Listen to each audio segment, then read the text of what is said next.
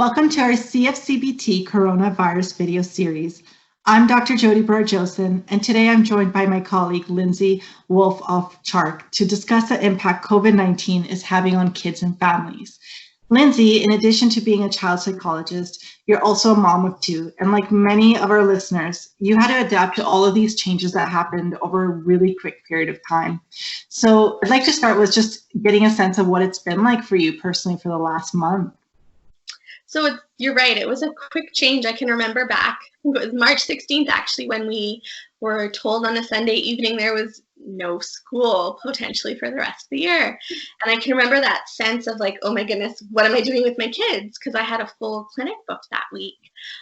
So you're right, it's been quick adaptation, trying to figure out the online schooling. I feel super fortunate in that working in a profession where we can move online when we need to, as well as my son has a phenomenal teacher who has been an amazing support in terms of helping him adjust and creating a routine with his schoolwork and those sorts of things. But I think it's been challenging, and it's kind of challenging even to think about this going on for a lot longer. We are super social, physically active family, and so not being able to go for bike rides with our good friends or hit the mountains and go hiking, that kind of stuff has been difficult. But we're starting to kind of get used to it, have a bit of routine, lots of playing in our backyard, that kind of stuff now that the weather's finally nice. So yeah, it's been tough, but at this point I feel like we're managing pretty well. Yeah, and it's hard because it's like you're experiencing that at the same time as your kids, right? And so you're trying to make it as normal as possible. You're trying to have the answers, but like inside is like, you don't know, right? And then I remember the first couple of weeks, it's like literally every day something new was happening, right? So yeah, so like many of our listeners, you were just going on that roller coaster with them as well, right?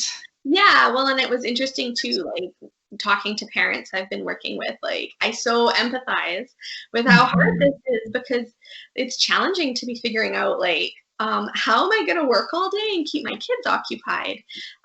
As parents, I don't think we're meant to do every single role in our children's lives. And right now, that's kind of what it's become as we work through this pandemic is we are parents, we are like professionals or workers in our jobs, and then we're also teachers right now. So it's really can be really challenging. And I think it's offering yourself grace, some patience, and just figuring it out as you go.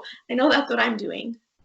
Yeah, and it's so difficult too, because like even prior to COVID-19, I think parents in general were trying to like juggle so many different roles, right? Like, you know, parenting in general has been very interesting recently, right? And so now on top of that, as we're trying to figure that out, all these new roles kind of get thrown in as well too, right?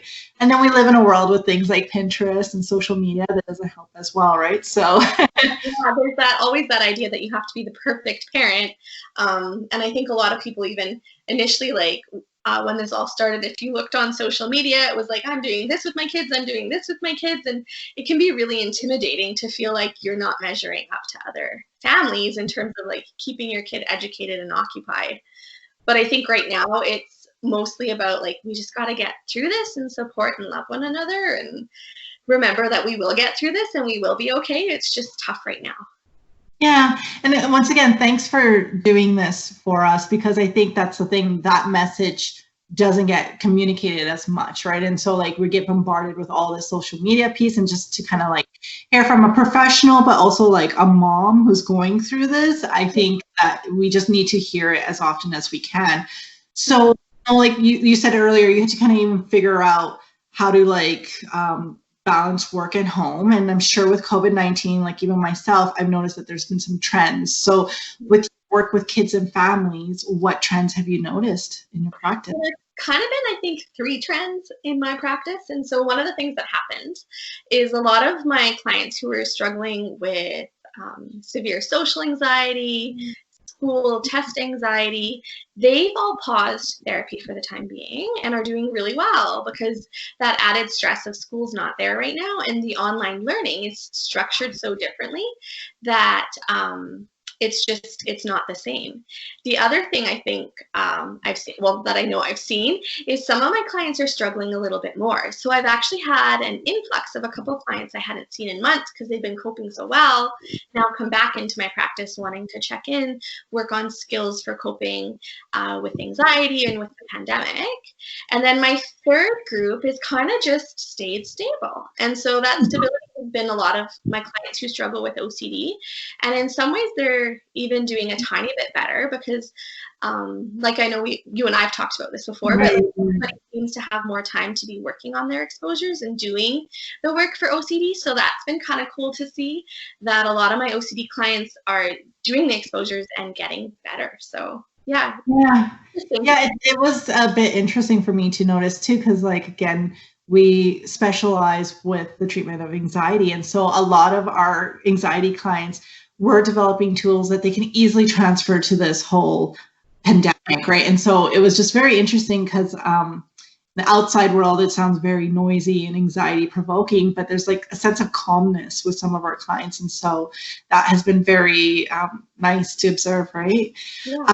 I was going to also say that it's nice with your second group that, again, clients, and a lot of clients might not know this, but there's always that option to just kind of, even if you've stopped treatment years ago, if you need a follow-up session or some sort of, it's a good idea to just send an email and just kind of touch base. Right? Yeah, and those booster sessions, like it's interesting with booster sessions, usually it's 2-3 and they're like, you're good to go again. So it's just figuring out like what do you need to be successful, or what does your child need to be able to cope with this. And it's even interesting because with my own child, like my oldest, I specialize in exposure therapy, yet even like there's times where I know I'm over reassuring him and kind of buying a little bit more into his anxiety right now than I usually would. And I know it's because like there's so many unknowns going on right now, and that uncertainty, how long is this going to last?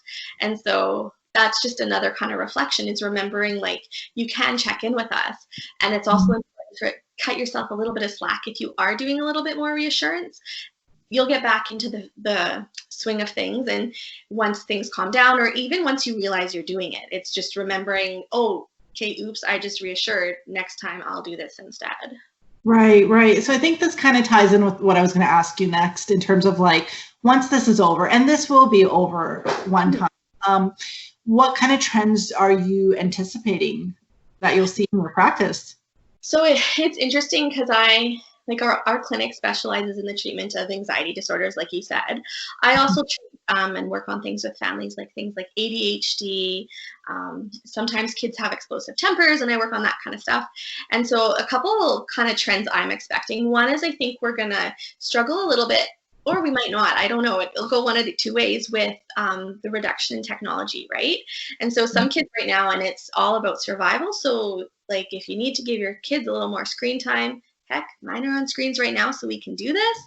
So, no, I know, like, I get it.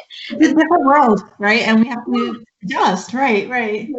And so you have to give yourself a little bit of like, it's okay they're having more screen time right now, even though it might be bugging you, but it's okay.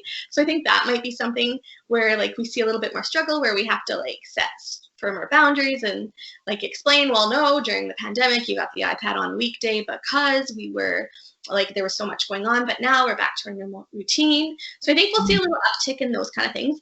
I think with my teenagers who I work with, and they actually are who I'm like most worried about right now. Really?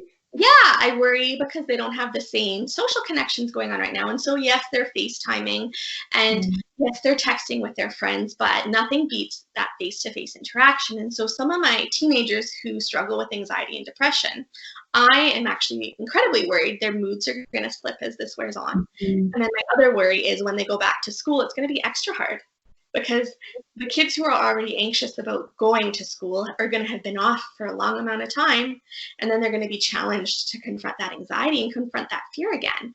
And so I think we'll see a little bit of an uptick in school refusal going on just because of the high levels of anxiety. And so I really have been encouraging all the teens I work with to try and stay social, try and be taking care of their mental health, so that when we do the transition back, it's not as scary and not as complicated. Right. It's It's interesting, right? Like you said, there's that transition period. And so right now, I think we've kind of already had another transition. Like in the beginning, it was about survival and kind of creating some structure. And like now people are kind of transitioning to like, okay, how do we, pass time by and just kind of live with this kind of new lifestyle for a bit. There's going to be another transition as well, right? So, yeah. Well, so, even go ahead. thinking about like this is week 6, we're done week 6 now. Just thinking about that, like I saw a shift even just in my social circle this last week, where some of us for the last month have done really well. We've been driving through this, like we got it, running on adrenaline, doing really well. And then lots of like my community are starting to hit the wall this week, where we're like texting each other and calling each other. And it's like important you kind of create your own little village through this and your own support system, because it's really challenging. Like we're not, like I said, we're not meant to be everything to our children all the time. And that's kind of what's going on right now. Right. Yeah. Interesting times, right? In terms of interesting times as well, I know we've talked a lot about this in the past couple of years in our practice, how we want to use technology more often. And I guess good side effect of this for our practice is it really pushed us to look at teletherapy. We have been doing phone sessions for the last 20 years. The practice has been around, and we have been trying to explore online therapy, but man, did we really finish that project, right? Yeah, we jumped in, and now it's kind of like we've been doing it for a long time. I don't know about you, but it just kind of feels like over time when we didn't do this. So we both have gone 100% towards teletherapy. So just kind of wondering, we were curious when we were jumping to this change, what that would be like with kids and teens. And so how has your experience been providing cognitive behavioral therapy to children over the internet or phone?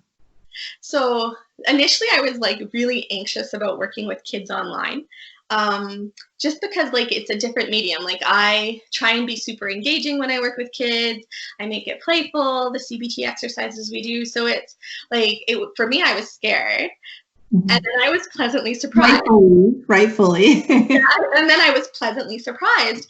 It's actually gone a lot smoother and better than I expected. And so like, I find it difficult sometimes with the 5, 6, 7-year-olds, but even then, like I can usually get a good 25 minutes out of them online. And then I do a lot of kind of coaching and support that way. With my older kids that I've been working with, so that like 7, 8, 9, like they're rocking it. Like, I don't know if it's because they're using their mode, right? Like that's, I know, they like the computers. Yeah. They like take me around their house. I've met so many dogs, like so many animals, like they're to those kind of, yeah. So that's been kind of cool to see.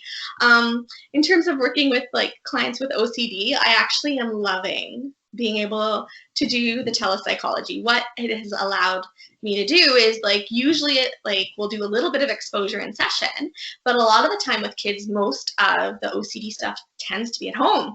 And so I don't get to see that. And so it's been really kind of cool to be able to see it. And so they'll have me on the iPad or their laptop, and they'll just take me for a walk and show me some of the exposures they're working on. And we'll talk about ways to make them harder and ways to make them easier, just wherever they're at. And they like, it's so cool. Like I didn't know, well, I knew you could do it over online like that, but I didn't know there'd be such a positive response from our OCD clients in terms of being able to treat it that way. Like they show you the exposure. It just baffles me. It's been neat though. For me, I think the biggest struggle with going online is because this is even tough for me. Like I'm so used to sitting with people, like even you, I'm used to like in our kitchen and we'll talk my head in your door or knocking on those doors. Yes. Right. So this has been strange too, in terms of like how we even are supporting one another within our practice is different. Like we're using this kind of format to be able to talk and support one another, which is amazing, but it's still not the same as that face-to-face connection. Right. Yeah. Like you said, it was a lot of unknown in the beginning, and there's been a lot of like pleasant surprises. And also there are parts where, again, like I think we both can agree that we can't wait to go back and do the face-to-face as well too. But now I think it's very encouraging to know that we have some more options as well too. Like you said, sometimes some of the exposures, maybe even you could do a few sessions that are at home so you can kind of see the environment, or sometimes we have had clients where they had a hard time leaving their home physically. And so it's very fascinating. It's been an interesting opportunity for us to reflect on our practice. So thank you for sharing part of like what this whole pandemic, this event has been like for you. We're going to come back again for another kind of 10-15-minute kind of talk. And next time what we'll talk about is more about like in terms of just what parents can expect in terms of what's going on for them and their kids and how to cope. Thank you so much, Lindsay. You're so welcome.